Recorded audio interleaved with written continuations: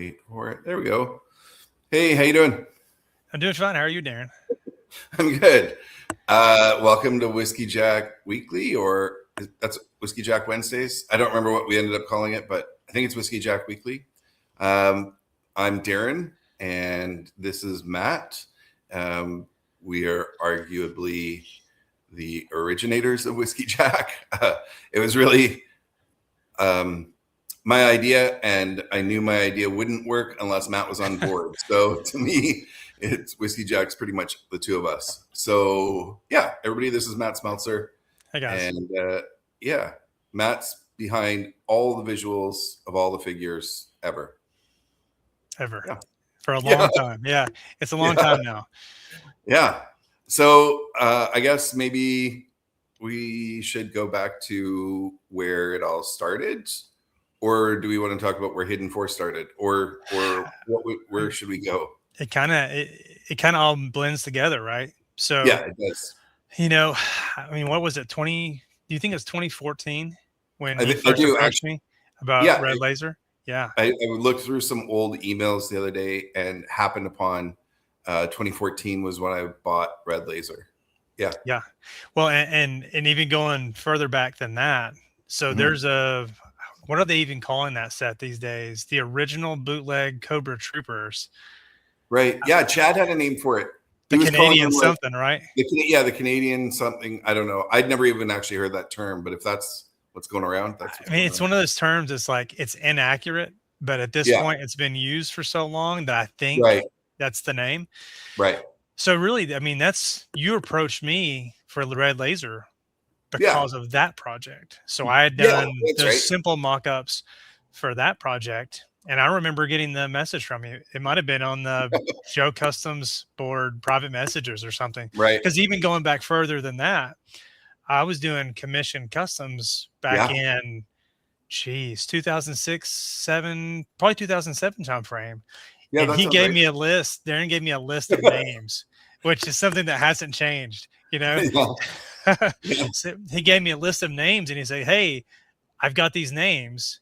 Can you make figures?" And I know I did like Lone Star, Relay, the female, Brick, which is like the machine gunner. I think it might have just been those three, something along that line. I had somebody, I don't remember. Because they weren't yours. There was a couple, somebody else did a couple others at that time. I know somebody did Kitty Hawk and somebody did whatever, but those were definitely not yours. Like you have a very distinctive style. Yeah, so it goes back, I mean, like 20 years at this point, right? And, yeah, exactly. And then, as you said, somebody approached you about doing some mock-ups in that Canadian Cobra Trooper vein. Yeah, and that was kind of on a whim. Like, this was on a message board that we were all part of. And I just was sitting there at work and I was like, and just like knocking out some just really rough mock-ups.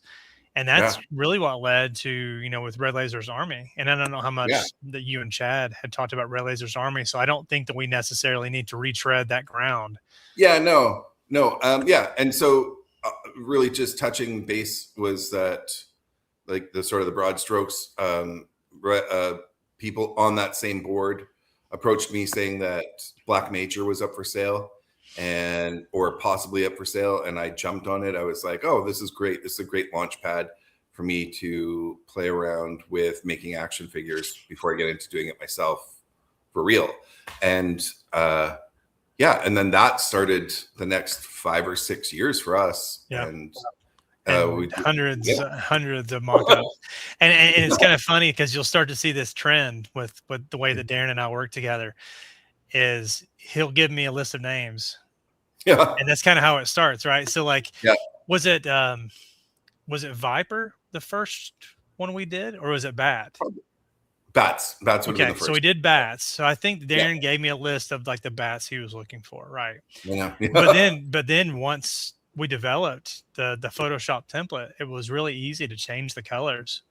Yeah. And it was like, so I would put stuff in a shared folder and then Darren would review it and he'd be like, "That's amazing," and it kind of spiraled from there. because it was so quick to do these really rough mock-ups. Like the finished stuff took a little bit longer, Right. but those rough mock-ups, it's like, Yeah. hey, what if we took a bat and made it look like the Special Missions Brazil Claymore? Okay, give me a second. Right. Oh yeah, 15 minutes later, we've got a mock-up.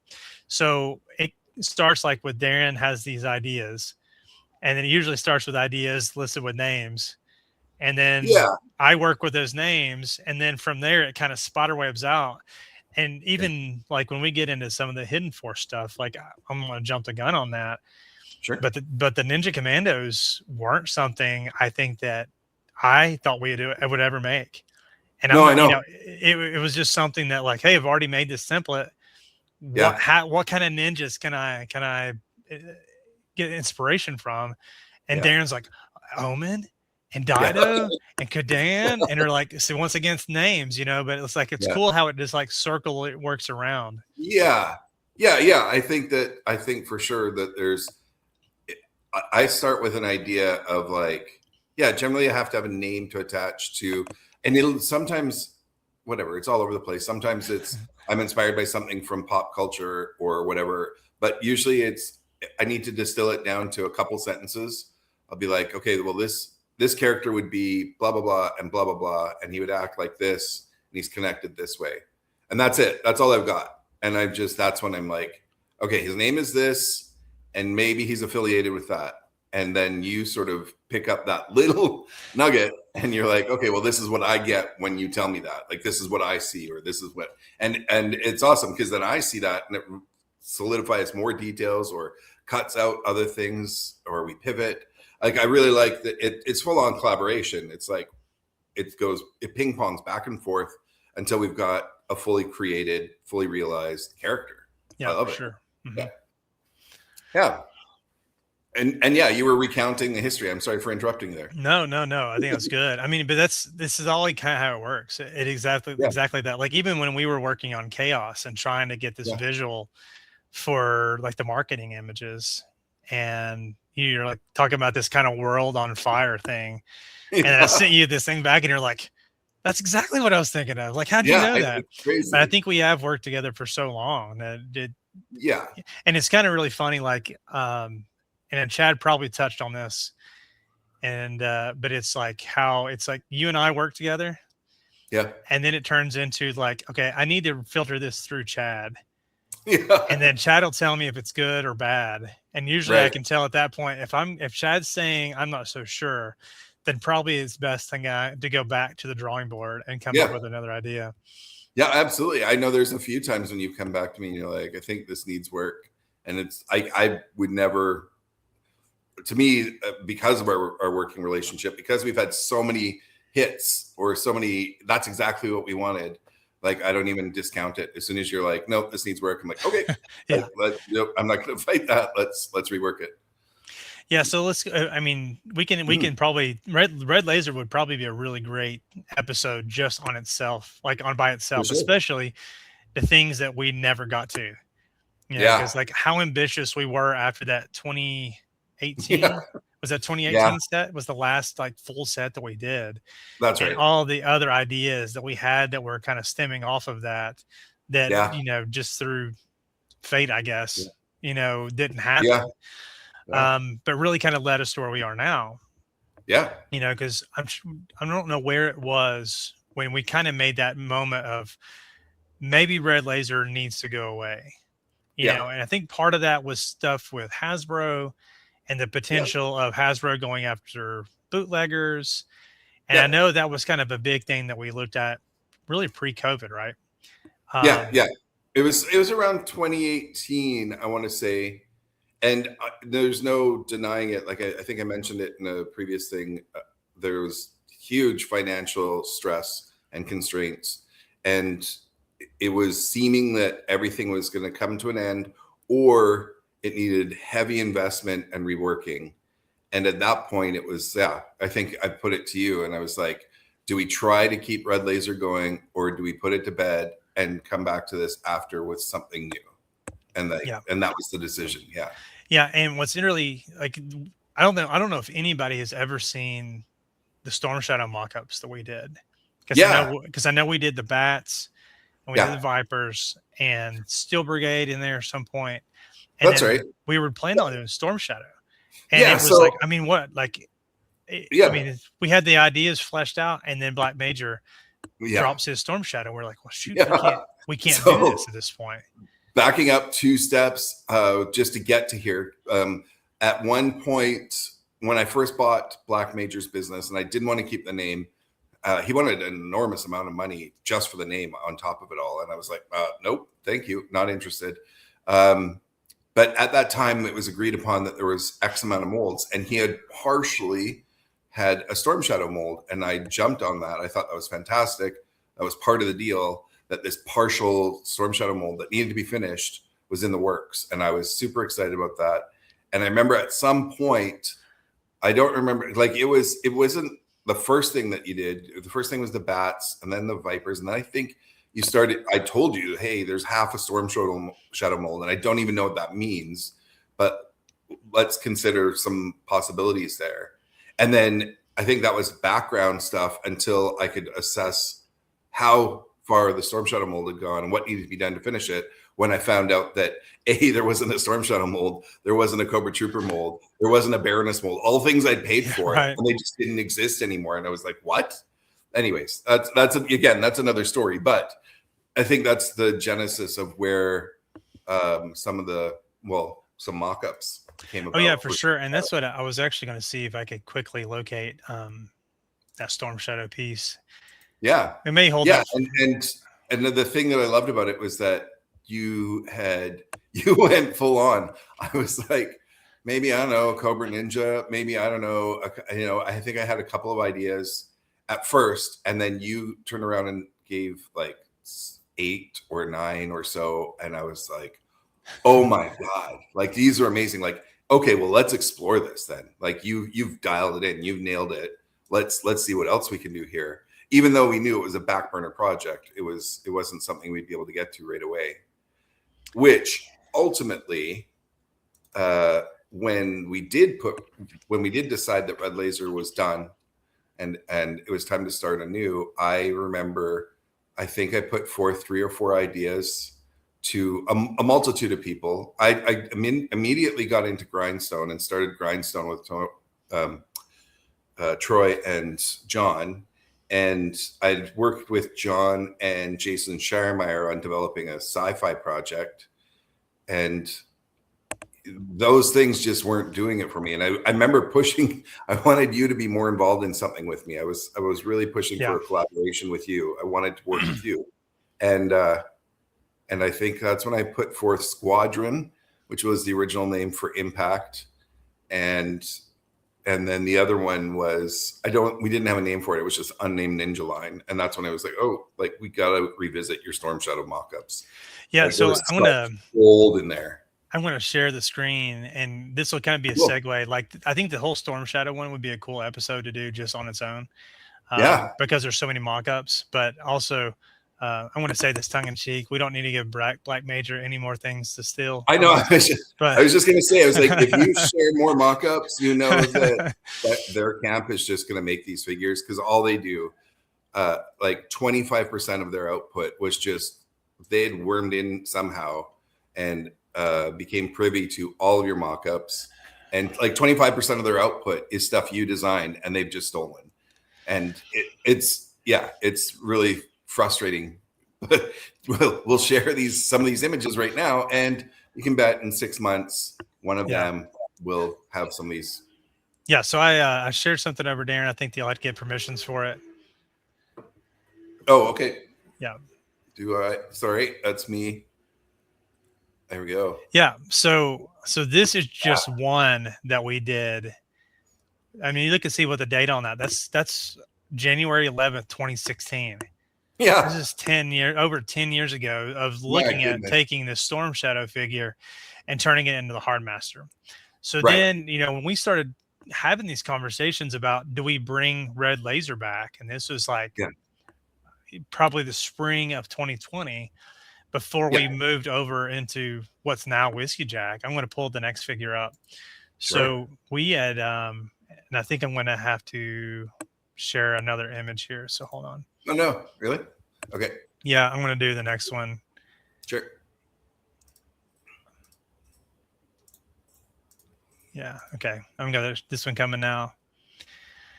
So that Storm Shadow figure led into this whole concept of, hey, what if we took the Arishikage and do an Arishikage team set? So each one would have an extra head and a couple extra pieces that are kind of lined out here. But I'm just going to walk through like these different pieces. That's right.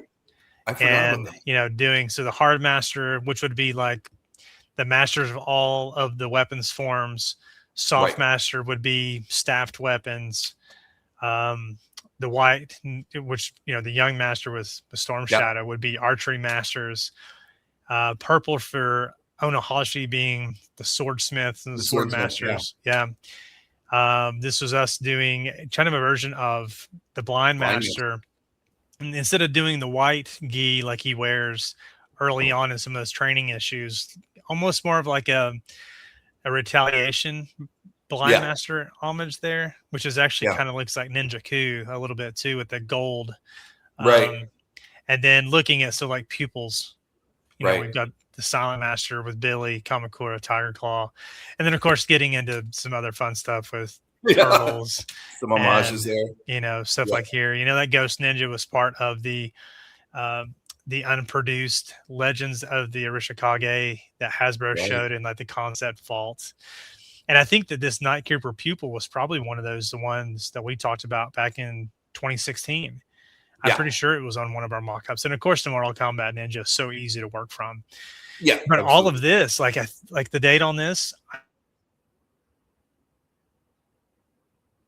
of 2020. Oh yeah. So like this is how like we were right at the cusp of saying, what if we did our own thing? So this is really what led into this. I remember one day, like I got home, I think on a Sunday afternoon, and my wife's like, I'm going to take a nap. And I was like, I've got to get this out of my head. I feel like when Dumbledore pulls like the memories out of his head, like there's times where it's like, I just got to get it out just for my own sanity. And this really, this is kind of where, I mean, this is a really big part of where Legends of the Hidden Force came from. Yeah, absolutely. Absolutely. And then, because there was, again, you just mentioned that we probably should go back and do a Storm Shadow thing altogether. There was tons of designs for Storm Shadow that ultimately I think show themselves a few characters right away. Like I think there was the Shinobi. We were like, that's such a striking design as it was. I mean, you tweaked it after, but that was such a striking design. And there was a couple others. I think we had a Tiger Ninja and a couple others. And that was, again, let's leave that for another episode or another deep dive. But I think that's where it became, well, let's see what I can do to do like the bare bones of a story, and where would there be some characters and with some connection. And I don't even think that at that time I had specific looks for anybody. I was just like, let's make it about a group of kids, that are have been sequestered away and sheltered their whole lives, and they're just not going to take it anymore. They need to see what's outside in the outside world, especially after they heard that other people knew of the outside world and the marvels outside their doors, and they'd been kept in fear. And that was sort of the basis. I was like, okay, well, let's like, what can we build around that? Yeah, and that's what and I've got Darren would send me PDFs, and I would store these, and it's like I probably need to put these together in a place that's a little easier to get to. But I think it was like one of the original things that you sent to me, like I think talked about reusing Joe molds. Yeah, probably. And then part of us, like, early on this, we had not planned on having our own sculpting book. Yeah, that's right. We had talked to Matt LaCroix about having him sculpt, like pretty much it would be new sculpts, but based on Hasbro parts. And he was like, I really don't think that you should. And part of him was like, hey, I really think that you should make this your own thing. Yeah. And I remember you giving me, and I'd love to go back and find this, I wish I was a little bit more prepared, maybe another episode, but where you gave me like a list with using certain parts for certain characters, and even having these helmets or masks or something like that. And Oh sometimes yeah. sometimes you'll send me stuff and I can't wrap my head around it. Like I don't know I where know. Darren is going with this.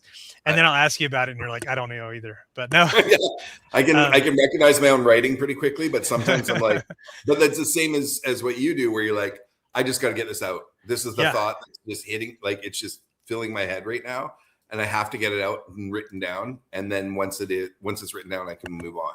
You know. Oh, I think I may have found it here. Oh yeah. Okay, Golly. that's great. Okay. You're such an archivist. I tried hard in the last few years to go back and do that and relabel everything so it's easier to find. All right, But, I'm gonna share this because this okay. is pretty fun. Oh, this is exactly what I was talking about. So let me share this because Okay. this is from June 19th, 2020. So what do we say? Like June 7th was what we showed with the original Kage, and this is from 2 weeks later. Let me share the screen here. Really? I'm curious to see this because I don't. You're like, I don't remember this at all. So I don't. Okay. Well, there we go. Add it.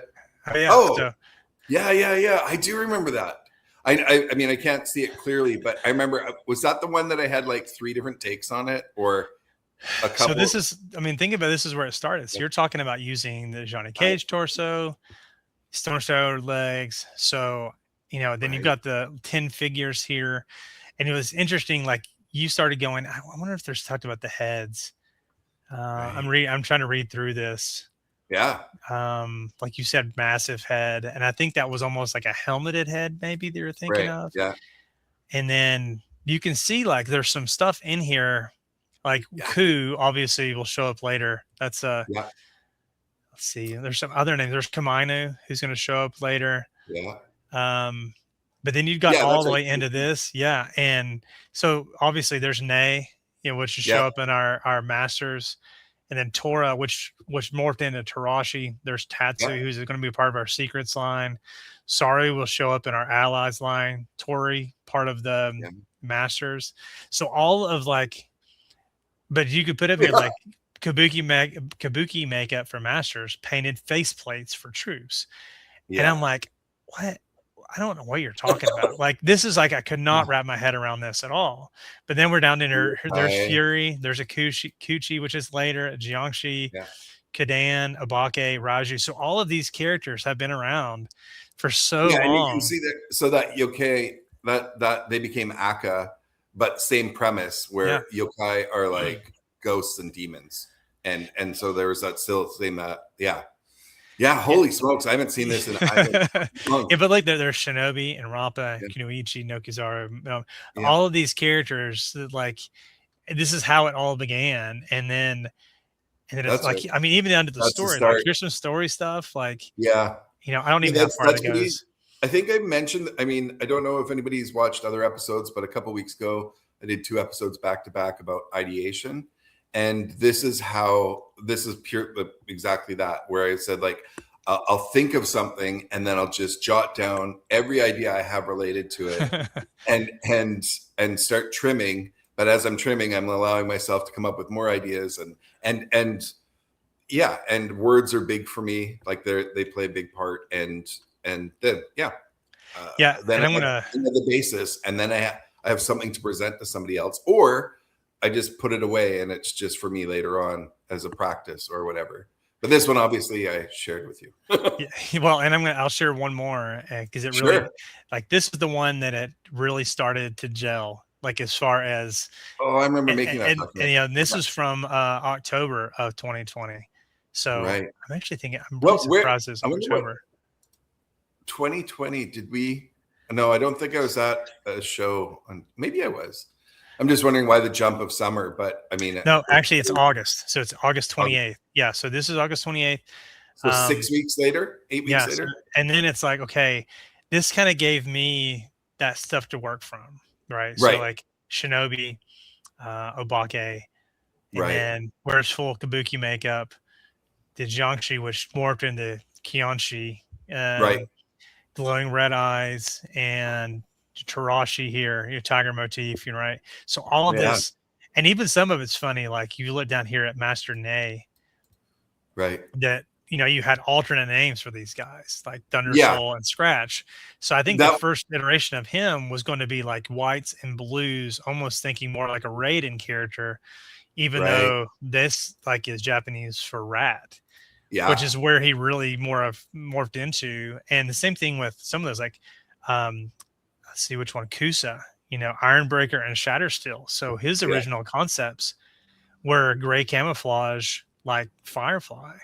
Yeah. And then, I remember all my alternative names were because I was afraid nobody would like the line if they all had Japanese names, even though I thought it was ridiculous to have a group of people in Japan speaking Japanese and they would have English names. But I remember thinking like, we've got to give them English names. We can't use Japanese. And then I was like, no, I think if we just get these people to love these characters, they'll get to know the names, But and I mean, and that's what we saw when we were at Joe Fest. And part of it was I need to make the font larger on the back for us old guys because it's harder to read the names.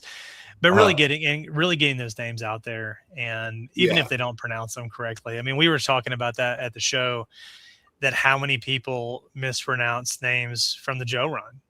Like I called it the Rishikaj, as a kid.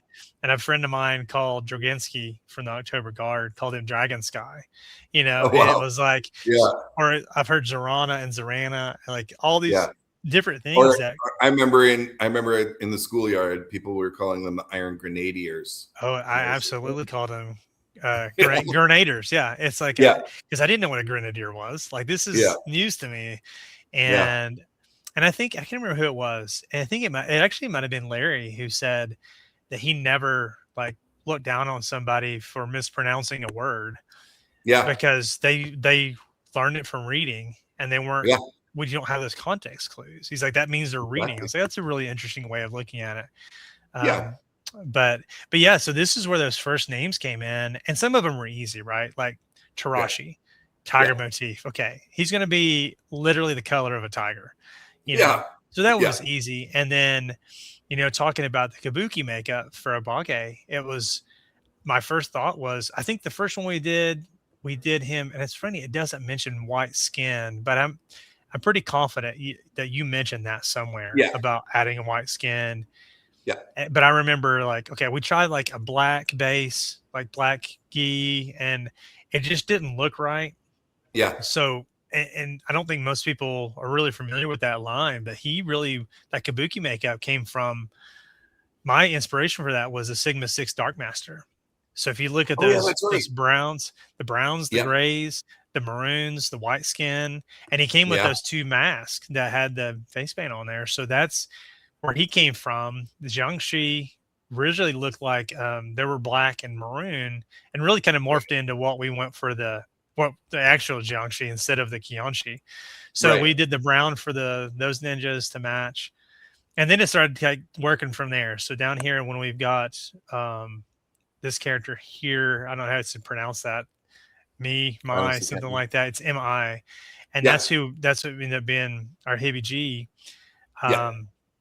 So that was easy to look at, like Serpentor kind of colors. So but ended up going with greens instead of gold. So it's like, all right, we've got a green, we've got this color, we got this color. We've got an orange. Hey, what's another color to use? And that's really where Shinobi kind of came from, was like looking at these kind of these pop culture ninjas. And like Ninja Gaiden was in there. And a lot of people look at him and are like, oh, that's the guy. It's Ryu Hayabusa. And like, it's actually not. It's probably takes more inspiration from Strider from Capcom. Right. Yeah. Which is probably where more of that character came from than Ryu did. So it's really cool how they all kind of fell together. But part of it, it's like, I think that's what made this line so much easier to design. It's that I didn't need every character to be super uniform. Right. Like you look at Cobra, it's like, well, they're black and they're red and they're blue, especially on those early runs. Yeah. And it's like, but then like Darren and I talked about this recently, like GIJoe had these colorful characters that at some point, I think there was a disdain for it. Like, especially in the early 2000s when I first started collecting again, and like the Mega Marines were kind of a joke, right? But now 20 years later, like I really appreciate the Mega Marines for who they are, because you know that the orange Mega Marine is gung ho. Yeah. It's not like, well, which green Mega Marine is it? If they're all green, or if they're all black, if they're all gray. So looking at uniformity, I like keeping that consistency. And I think Chad may have mentioned that, like using that palette from Hasbro, and that way all those colors, you may see this color on Tarashi, and you may see this color on, you know, the Aka clan, who have the same color skin as Tarashi's elbows. That might be the exact same thing that Chad mentioned, because he flipped out over that the other day. But but man, but this goes back to, I said earlier in this episode, was Darren gives me a list of names, and sometimes he gives me a little bit more to go on.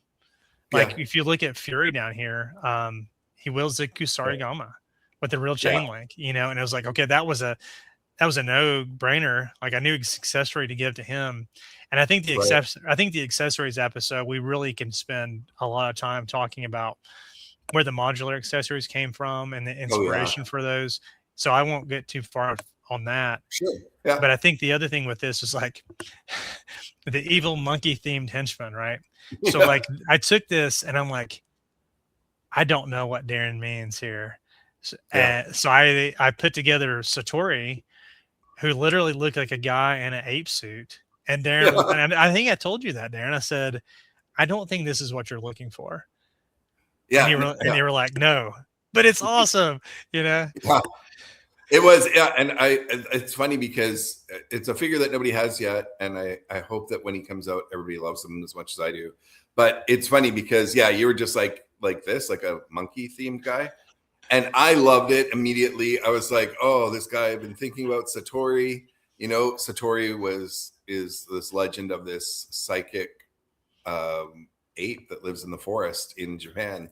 And I was like, that's it. Like, he's Satori. That's got to be it. And the funny thing is, the more I fell in love with him, or the concept of him, the more you came back and you're like, I've shown these all to my wife, and the only one she can't stand is the monkey guy. Like, and that was Chad's wife. Oh, sorry, it was Chad's wife. But she also doesn't like Fury either. Like, oh, really? She said there's something unnerving about the mask or something along those lines. Crazy. But you're right. It's funny, like how, because a lot of people, when I was at Joe Fest and they'd come up and look at it, I'd be like, "Who's your favorite?" Yeah. And they'd be like, "Well, who's your favorite?" It's like, well, it's like asking who my favorite kid is, you know? I know. I think I tried to do that somewhere recently, and I was like, okay, I can do this. I can distill it down to maybe 3 or 4 favorites. And I went through figure by figure trying to find faults. I'm like, well, oh, but I love this guy for this. Oh, but his redeeming qualities are these. Like, I just can't. I love all of her figures. So well, and that reminds me of, there was an episode, or I say a post on the Forgotten Figures website, which I absolutely adore. Like reading through his memory is just insane. Like he knows exactly when he bought a figure, and probably could tell you what clothes he was wearing. Yeah. It's like, well, I got this one at a Kmart in 1996. It was the only Joe left, in a mountain of Star Wars. And it's like, how do you remember this? Like, I have a memory, but that's beyond that, right? Yeah. But he actually recently went through and ranked the original 13. Oh, really? Oh, yeah. And it was interesting because it was like, it was as subjective as you could get, because like you're looking at each piece of each character and saying like, this is still a great character, and he's like 10th. Yeah. Because there's other stronger characters in there. Like I think his weakest character was Grunt. And I think it's because he's so basic. Right. But he's also works for your basic trooper, right? Right. And his number 1 was Rock and Roll. Wow. Yeah, and I'm sitting there thinking, I don't agree, but then I read like what he says about it, and I'm like, he's got really great points. But it would be very difficult, I think, for me to go in and rank the original 13. But I think the same thing here. It would be tough because and there's a lot of similarities between the two projects, right? Yeah. Like we're using essentially 2 molds. Yeah, maybe not even a full 2 molds. 2 figure molds. Yeah, 2 figure molds to develop 16 unique looking characters, which is Right. something that like I take a lot of pride in that. And I think that, our And you working should. and our Yeah. working with Red Laser got us there because of the things Yeah. that we were able to come up with was such a limited thing of mold of just really working off the colors. And so Yeah. I really I really like how everything is so unique for each character and how they stand kind of on their own. Yeah, absolutely. And I think it's like if you look at our next wave, they're still mostly using a lot of those same parts. And again, there's still diversity in character. Like they're nobody with the exception of 10. 10 is a character and his purpose is to look like other characters. That's his whole shtick. But everybody else really sticks out. And then it's not until the wave after that we start doing more new parts. But even then, like, just it always blows me away with what you can do, you specifically, not the general you, what you can do with limited parts and just given enough time to explore. Like you come up with just phenomenal range. Like it's never just one character. It's always a handful of them, and they'll all be incredibly unique, but they all share the same parts. I don't want to. This is a later conversation, but like for instance, we were looking at one mold of doing Cold Slither as a homage sort of thing, and not only did you have just one mold to create all 4 characters, and they looked phenomenal. There was also 9 other very readily usable designs using just that same mold again. Well, actually, and the funny thing is that was actually Chad's. Chad. Yeah, it was Chad's original. Yeah. I remember, but did the 9 others, were those Chad as well? I think if it was anything to do with that kind of Cold Slither, that dreadnought, really? yeah, I do those remember that Chad. Yeah, I do remember it was Chad putting forth the idea, but I didn't realize that it was him that came back with it. Like, I remember him saying, "I think we could do Cold Slither," and I was like, "Oh, okay, yeah, let's explore that." Yeah. And then, I assumed it was your designs that came back. Well, and I think that's like what, Chad in some ways has kind of been in the background a little bit. And I think it's so funny. I was talking to a friend of mine and showing him like the Kickstarter. And I think at the bottom of the page where it's like, there's a little blurb about who we are, and I think, at the time it was like, Matt is the hidden force behind the hidden force. But now in retrospective, to see like how much Chad has brought to the table without being able to specifically say, hey, I designed that guy or I designed this guy. Chad really is that background guy that really just has made it so much of it work from design all the way into where it is today. Because it's funny, absolutely. But then you look at it's like you've got those, but just like look at Sightline, it's like out of all of the Red Laser figures that were produced. And Sightline is the best. Like I don't have a question to say which one's the best Red Laser figure. It's like it's Sightline. In some ways, it's like, all right, I'll give you quantity, and out of 100 designs, there might be 20 usable. And then Chad's like, hold on a second, hold my drink. Like, I'll do one design, and it'll be like the best. So I think even with that Dreadnought project, like, he was really passionate about it, and it just hit the wrong time. Yeah. Yeah, and it was as we were moving. I think that it was the last vestiges of the Red Laser mentality where we were like, and it was, we had sort of divorced ourselves from all that and realized, no, we're going to go with all original IP. Like we're going to go with our own ideas, our own molds, our own whatever. But it would have been, it was a fantastic project. I remember being blown away by it. But there's others. I mean, you put forth a whole. Again, in those dying breaths of Red Laser, I think that you'd put together a whole Red Shadow set that still just blows people away. I still love that set. But the great thing is like, that's just it. You can see that there's certain elements that are too good to die. And as we move forward into Hidden Force, I don't want to give away too much, but as we move forward into Hidden Force, past like wave 7, wave 8, wave 9, a couple of those things, not necessarily the Red Shadow oriented ones, but a couple of those designs as periphery characters, they've made their way into the Hidden Force, which I love. I absolutely love the way that we get to repurpose great designs, Yeah, absolutely. Yeah, because I mean, I know that we've got designed characters for a total. So we've produced the warriors, and Mhm. then almost all of the champions, Yeah. and still have masters and secrets and Yeah. allies, Yeah. deceivers, enemies, I, and I don't think I don't think raiders. people realize that. So the line is Legends of the Hidden Force, but each wave, which we've done, we've sort of buried that because we were just like, we're just going to confuse people.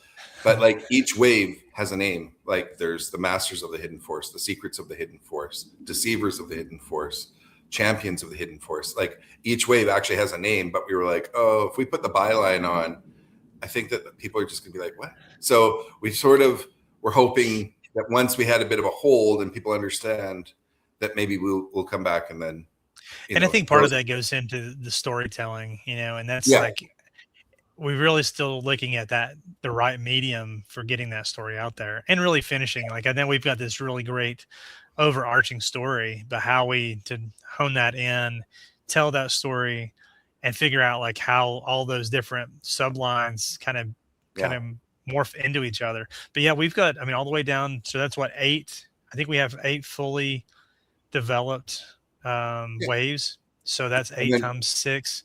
I mean, it's 48 figures, 48 yeah, individual characters, and we have which is up to wave awesome. 20. We have up to wave 24 plotted. Like there's some placeholders. There's some very easily like, oh, this gets swapped out for a better idea. But as it stands, this is sort of the first 8 make the first chapter. The next 8 waves make the next chapter. The next 8 waves make the following or the final chapter. Yeah. But yeah. No. So I don't know. I mean, I don't want to put you on the spot. Maybe I shouldn't.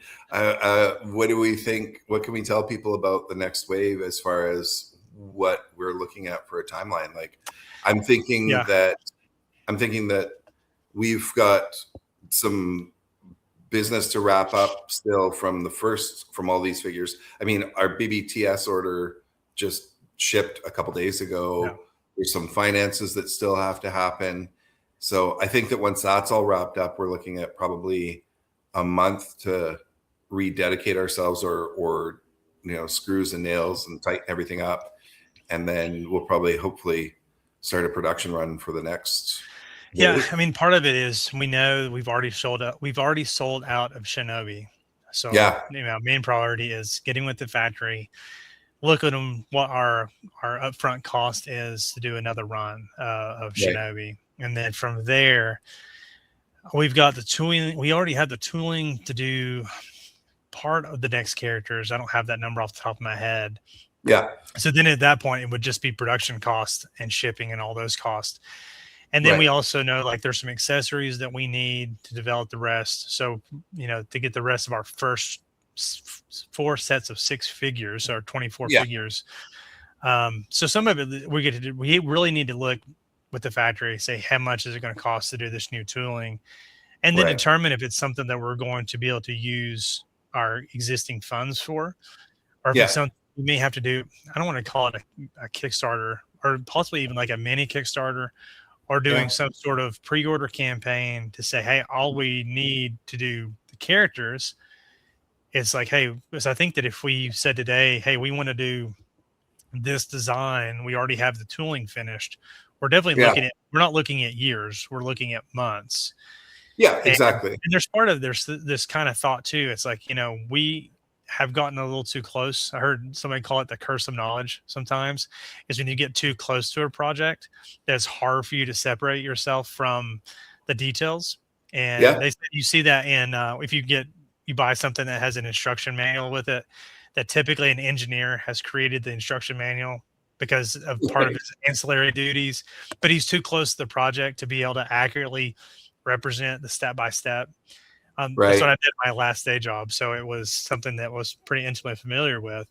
But looking at this, I was saying, what characters do people want to see out of what has already been designed? Right. So I've had this idea in my head and I'm trying to figure out how to form it. This is the first time Darren's heard about it. So, but it was like almost doing a tournament. Oh, yeah. Where we put the figures up and kind of let people vote for what they like. Not necessarily saying that's going to be exactly what's produced, but it allows to help do a preferential of saying, hey, hey, everybody wants Satori, or everybody wants Tatsu, or nobody Right. wants this character, to allow Right. us to get precedence for what people actually really want in their hands. Trying to find the Yeah. best way of doing that. Because plus, I'd also still like to know, like, out of the current characters we've produced, like, I'd love to know what people's favorites are. And I know you Yeah. mentioned that in on Facebook. Like, I think after you did like your last 1 minute video, you were asking, Mhm. hey, who's your favorite character? Because I think it would Yeah. allow us to really kind of cater that to like what the fans really want to see. Absolutely. But And it that's really, just like we're always going to look for maybe a show exclusive figure down the road, or a mail order figure, or there's all these opportunities to do these special little one-offs, and that's directly to me related to fan demand. yeah, yeah, for So sure. Yeah. So yeah, we'll have to get everything kind of all the I's dotted and T's crossed, and see yeah. where we are when the dust settles. And even like Kickstarter's challenging. I think we're in a Mhm. very difficult market for Kickstarters or back Yeah. of kits or any of those crowd funded sources, because it has, I mean, we obviously took probably a year longer than I really wish we could have taken. Yeah, I think we um were a year longer than we you know, anticipated. and that's just, we were a little bit too optimistic, I think, on the front end. um but knowing that, as we've delivered product and Carson's delivering his product, and we're Mhm. starting to see other people deliver, I'm hoping that allows people to have a little bit more faith in the process again, Yeah, and and to be able to say that if we needed to yeah, raise $10,000 for tooling, just throw that number out there, sure. that we would be able to raise that and not people have no reservations or concerns that we're not Right. going to deliver. Yeah, and I will say too, there's certain things like we've already partnered up with somebody to help us run Impact, and he's a good friend and known throughout the community, and has a great track record. His name's Jason, and he's very much capable. I wish we had that before, but he came in at the last hour and saved Hidden Force, got it back on track, and helped it get across the finish line. And he said, for your next project, we're looking at 1 to 1.5 years. There's no 2.5 year stuff. Like, this is one and a bit, and we'll get impact from beginning to end, provided it funds. But so then I asked him, well, what about continuing on with Hidden Force? You helped us there. And even Jason said, the repaints waves, which is essentially the stuff that the molds that we already have that can be mixed around and make these 6 characters that Matt just mentioned. He said that there's no need for me to be involved. You guys can get that done in a couple months. Like, so to have him, who intimately works with our factory, knows the troubles that we faced, knows everything, for him to be able to say, oh yeah, no, if all you do is just order them and you'll have them in a couple months, that gives me that faith that I feel confident about doing. Maybe as you said, maybe we do some pre-order situation where my reluctance originally was, if we did a pre-order and then we're not able to deliver in a timely manner, it hurts us. But if we can do a pre-order where we can deliver in a timely manner, I think that's probably a route that we're going to have to go. Yeah. Yeah. And I think that too, looking at people who missed out on some of the pre-order stuff, like, it pangs me that we didn't have any Shinobis to sell Yeah, at Joe I know. Fest. And it I pains me, know. but also it's like, on the flip side of that, it's like, I'm really glad that our main character is popular. Yeah, I Like, agree. yeah. So I'm of both minds. It bothers me that people can't come pick up the main guy, the Luke Skywalker. But at the same time, I'm like, yeah, we sold out a Luke Skywalker. right. It makes me feel really good to know that this person that we put so much, or this character that we put so much around, built all the story around, people responded. They liked it. So yeah, I'm glad. And I mean, we have more of those. Like, I think the next big selling figure is going to be the GU. even though there's not like character or personality there. I still think that's just such a striking figure, and I think that figure is going to sell incredibly well. Yeah. What about you? I want to get into the habit of asking people what their favorites are, but with you, it's different. So I'm going to say, which one are you looking forward to the most right now? Probably Minami. Oh yeah. Oh, I love Minami. Yeah. But I think Sensei Tori is going to be a hit too. Yeah, I think me people too. are going to love him. Yeah. He's the one with the sleeveless, and it's got the yellow striping, and very Cobra Kai inspired. Yeah. All right. Well, do we have anything else that we want to tell people ahead of time? I'm setting you up. I'm sorry. I'm not trying to put you in the... No, I think at this point we're going to keep everything else a little bit close, play our cards a little closer to the chest, and hopefully we can build up this momentum. Yeah, I have a tendency to talk too much and reveal too much ahead of time. So every one of these has been an exceptional amount of restraint. I'm like, oh, I should just tell them about what's happening in Wave 10. And I mean, we really do need to talk about Impact though, because I'm really excited about it. I think that it's garnering a lot of good response anytime that we've showed any of that stuff, and we've showed so little on social media of Impact that I think that once we start doing that, people are going to be really excited about what that you guys you and Alman directed together and all that stuff. Well, let's talk about it for 2 minutes. Just give people the quick Coles notes. Impact is the International Military and Police Anti-Crime Task Force, and it is a group of specialists that have been pulled from all over the world in various military agencies and policing agencies. They are the experts, the best of the best, and they're pulled together to fight threats that are too big for any one force to fight, or they cross too many borders, or are elusive across many borders. And this group is able to cross borders pretty quickly and cut through the bureaucratic red tape and get to their man, as it were. So this was what I was joking about was Squadron earlier, which I originally pitched as something for you and I to do. And I just put it aside. And when Alman and I started talking more and more, because we had in the final Red Laser days talked about we would revisit doing a project together down the road, but there was already other commitments happening at the moment. And so I showed him Squadron, and Alman's great.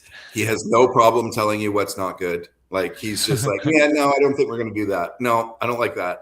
And that's great. I love that too about him. But immediately he's like, yeah, I don't like the name. I'm like, no problem. I'll come up with something else. And he was like, I think I put forth a few characters. And for us, the premise, which has sort of been lost, and that's okay, because that's where these things start, was that we were going to take all this abandoned IP, all these characters that nobody gave a crap about, and find ways to like integrate them in as nods, not build the whole team around it, but make sure that there's somebody from European Force in there. Make sure there's a guy from American Defense in there. Make sure, the Remco guys, make sure there's a nod to, whatever. There was nods all around, like they were supposed to be whatever. But as we started to develop it, of course, it takes on a life of its own. You become close to these characters and you've mixed them in with ones you love, and it becomes bigger than those nods and those Easter eggs and those nudge, wink, wink kind of thing.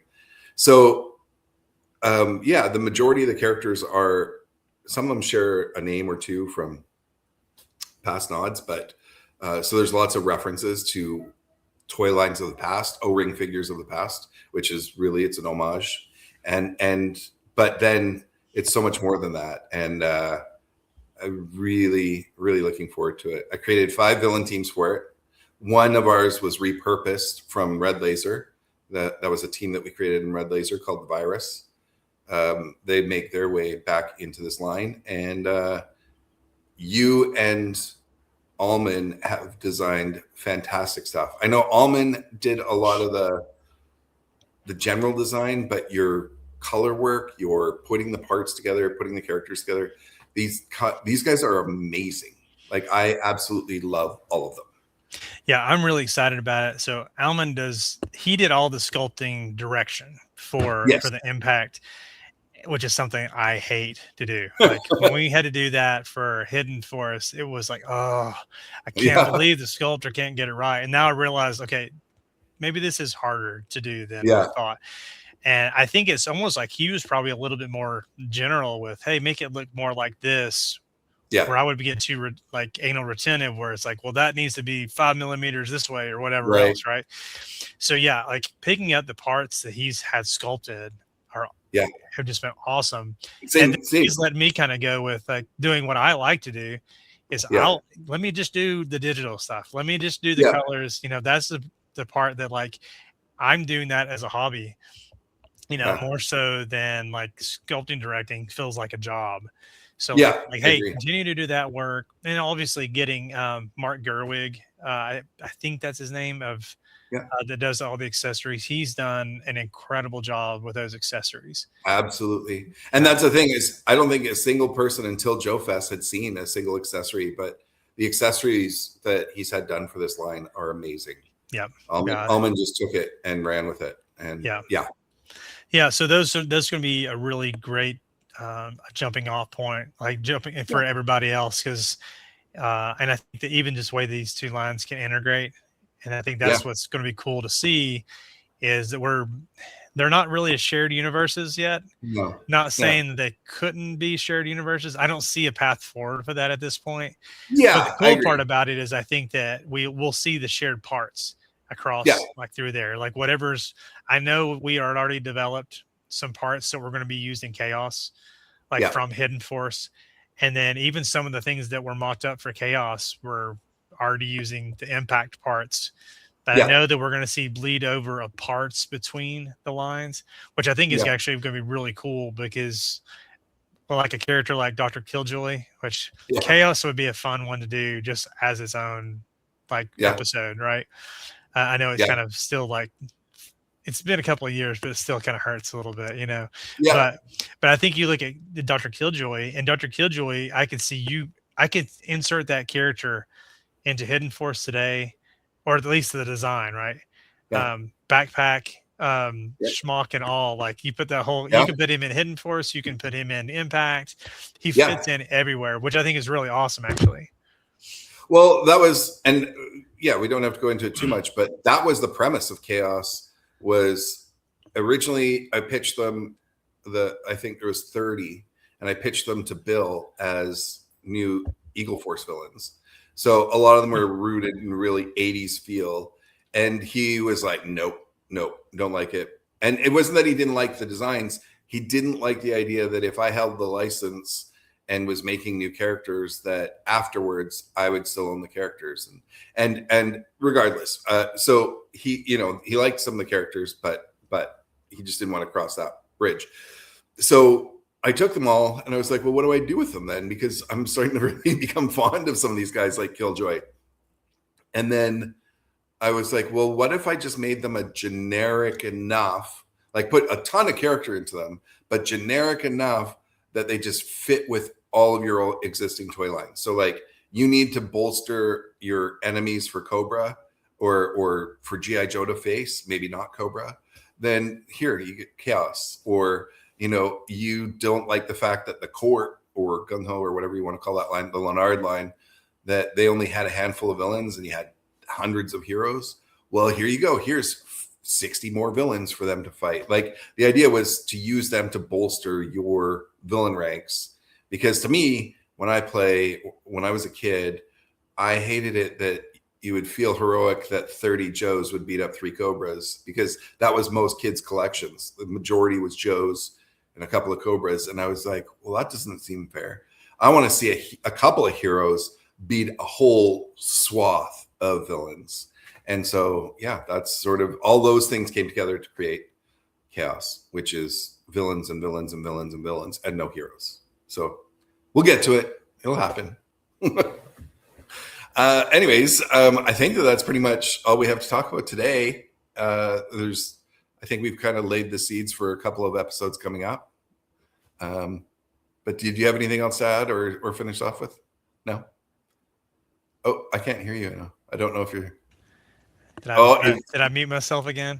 You did. That's all right. No, yeah, I think we're good. I think we covered a lot of ground, and I love talking about this. I mean, there's so many more things that we could get into with just even the development of Hidden Force and looking how some of the characters evolved. And I think those would be fun things to hit at a different episode. Yeah, absolutely. I would love to get into deep dives for all of that. And we've got an endless amount of Wednesdays to do that. So, okay, well, I guess we'll end it here. Thanks, Matt, for being here. Thanks, Darren.